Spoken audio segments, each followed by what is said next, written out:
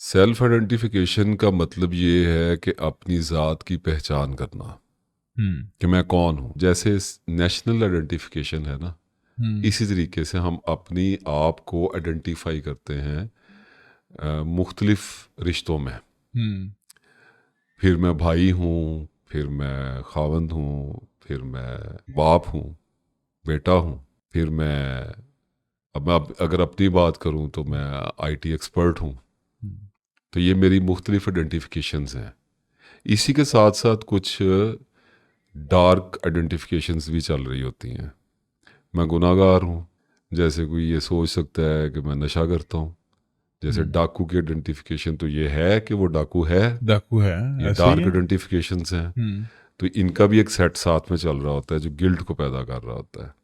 तो इस सारे मलगूबे से तंग आकर आदमी के दिल में ये आ रहा होता है कि यार मैं आखिर कौन हूँ। ये सवाल है। अब जब इस सवाल की का जवाब लेने के लिए आदमी निकलता है तो वो इन सारे मामला से गुजरता हुआ अगर तो सेटिस्फाइड हो गया तो मारा गया। मारा गया ऐसे ही। इस्लाम में इत्मीनान नाम की तो कोई चीज़ ही नहीं है। वो तो स्ट्रगल ही ख़त्म हो गई। वो तो अब लोग माइंड कर जाते हैं। अब अगर आप एक फ़िरके में चले गए और उस फ़िरके में जाकर आप मुतमईन हो गए कि मैं सच तक पहुंच गया हूँ, तो आप वही रह गए। उसके बाद तो फिर उम्मीद ख़त्म हो गई। तो आइडेंटिफिकेशन की तलाश का तो मतलब ही ये है कि आपने पिछली आइडेंटिफिकेशंस को तोड़ना है।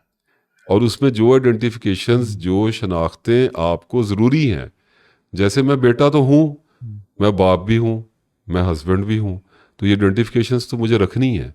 लेकिन इनको पहले मुझे सॉल्व करना पड़ेगा, इनकी इस्लाह करनी पड़ेगी। ये नहीं हो सकता कि आप कल्परेट आइडेंटिफिकेशंस के साथ फाइनल ट्रुथ तक पहुंच जाएंगे। फॉर एग्जाम्पल, अगर मैं वायलेंस करता हूँ अपने घर में, अगर मैं झूठ बोलता हूँ, मैं ख़यानत करता हूँ, मैं धोखा देता हूँ और मैं उसके साथ साथ अपनी शनाख्त की तलाश में भी हूँ, तो मैं धोखा दे रहा हूँ अपने आप को। ऐसे ही है। तो सूरह बकरा में अल्लाह ताला ने कहा है ना कि वो किसी को धोखा तो नहीं देते, अपने आप को अपने देते आप हैं। को ही अल्लाह को देते हैं। धोखा कौन दे सकता है? तो इस पे बहुत ज़्यादा सोच विचार की ज़रूरत होती है। टेरिबली ऑनेस्ट होना पड़ता है अपने आप के साथ। एक वक्त आता है जब इंसान इस नतीजे पर पहुंचता है कि आइडेंटिफिकेशन मेरी फाइनल जो है वो अल्लाह की ज़ात के साथ जुड़ी हुई है। मैं आपको एक सादा मिसाल से समझाता हूँ, बजाय इसके कि मैं मामले को लंबा तूल देकर उसमें से एक नतीजा अखज़ करूँ। इंसान मिसालों से समझते हैं। कुरान पाक में भी अल्लाह ताला ने बार बार मिसालें बयान फरमाई हैं। सिमिलीज के साथ हमारी अंडरस्टैंडिंग बहुत ज़्यादा तेज़ी के साथ बिल्ड होती है। अब मैं जब स्कूलिंग से निकला और उसके बाद अपने कैरियर में गया तो मैंने अपना एक कैरियर बना लिया कि मैं आईटी का एक्सपर्ट बनूंगा। ऐसे ही है। करते करते धक्के खाता खाता आखिरकार बंदा कुछ ना कुछ तो बन ही जाता है। बन ही जाता लोग है। मैकेनिक बन जाते हैं, किसी भी कुछ भी डॉक्टर बन जाते हैं। आप उनसे पूछें वो बचपन से ये प्लान लेके चले हुए थे? बिल्कुल भी नहीं। It happens accidentally. पता ही नहीं होता किसी पता ही नहीं को। होता। लोगों को देख दाख के एक दूसरे से माँ बाप से पूछ पाछ के अपने सर्वाइवल के लिए आदमी कोई ना कोई पेशा इख्तियार। वो आपकी आइडेंटिफिकेशन नहीं है। वो आप नहीं हो। वो आप नहीं है। वो आपकी शख्सियत का एक हिस्सा है। Just one character. अपने स्किल को कभी भी अपनी आइडेंटिफिकेशन में ना लेके आए। हम्म। ये बहुत भयानक गलती है। तो जब वो आइडेंटिफिकेशन मुझे मिल गई तो मैं 10-15 साल ये समझता रहा कि जी अब मैं आईटी एक्सपर्ट हो गया हूँ। कितनी देर तक गुजारा होगा? अगर एक आदमी सच्चा है, सच्चे होने का मतलब अच्छा होना नहीं होता। सच्चे होने का मतलब ऑनेस्ट होना होता है। बड़े बड़े बातरी लोग भी ऑनेस्ट होते हैं जी। अगर आप सच्चे हैं तो आप उकताएंगे, आप हॉल खाएंगे कि मेरी उम्र गुजर रही है, मुझे कब तक गुजारा करना है चीज़ों के साथ। अब मैं आईटी के आइडेंटिफिकेशन के साथ चल रहा हूँ तो मेरी उम्र बढ़ती जाएगी। मैं बुढ़ा होता जाऊंगा, कब तक उस आइडेंटिफिकेशन गुजारा करता है। आपने ऐसा देखा नहीं है कि गवर्नमेंट मुलाजिम होते हैं, कोई भी पेशे वाले लोग हैं, जब बुढ़े होते हैं उनके पास कोई बात नहीं होती। इसकी वजह ये है कि उनके पास आइडेंटिफिकेशन के बाद कुछ है ही नहीं है। तो और कैसे दोबारा से देखना शुरू हो रही है। मेरे ख्याल तो आइडेंटिफिकेशन जिस बंदे ने ढूंढनी है उसको आके मेरे आप आगे बढ़ते हैं। ये गलत फील करना पड़ता है। स्कूल पास जाते हैं, सेक्स करते हैं, हर जगह से जाते हैं, तो कहीं ना कहीं थोड़ा सा मेरे आइडेंटिटी तो खाती है। तो एक फाइल करके आपके पास अपने आप अपने आप ठीक करना है। जब अपने आप ठीक करने की कोशिश करता है ना तो उसकी जिंदगी की आखिरी लम्हे होती है। इसका करनी है। ये गलत बात करनी है। ये गलत बात करनी है। तो सवाल ये है कि मैं किस तरह आइडेंटिटी ठीक होने के बाद अपने आप को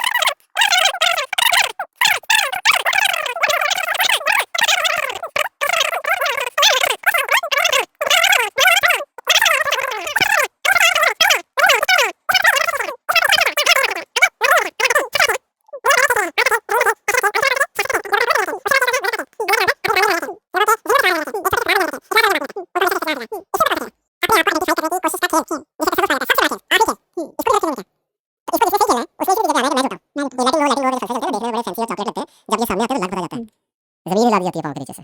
तो जब अपनी शनाख्त के दर वाह होने शुरू होंगे तो सबसे पहले गंद नजर आएगा, बिल्कुल। सबसे पहले बुतकदा नजर आएगा, सबसे पहले अपने अंदर की हौलनाकी से वास्ता पड़ना है। अगर उससे घबरा गए तो फंस गए। तो फिर आदमी कहता है कि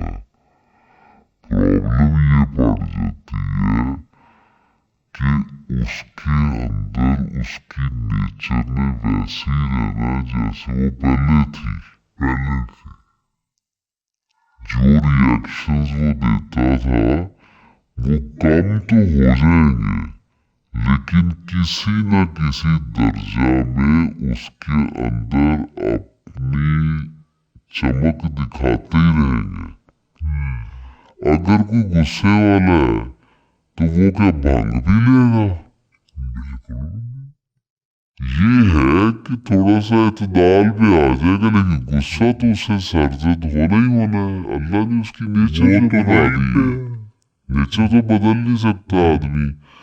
तो लोग जब उसको कंपेयर करते हैं उसकी फिलॉसफी के साथ तो वो कहते हैं जी आप तो बड़ा कहते हैं आप अल्लाह वाले, अब यहाँ पे ये हरकत कर रहे थे। दबाव और बढ़ता है और इस वजह से लोग उसकी इस ट्रांसफॉर्मेशन को मानने से इनकार कर देते हैं कि ये तो हमने फला जगह पे देखा।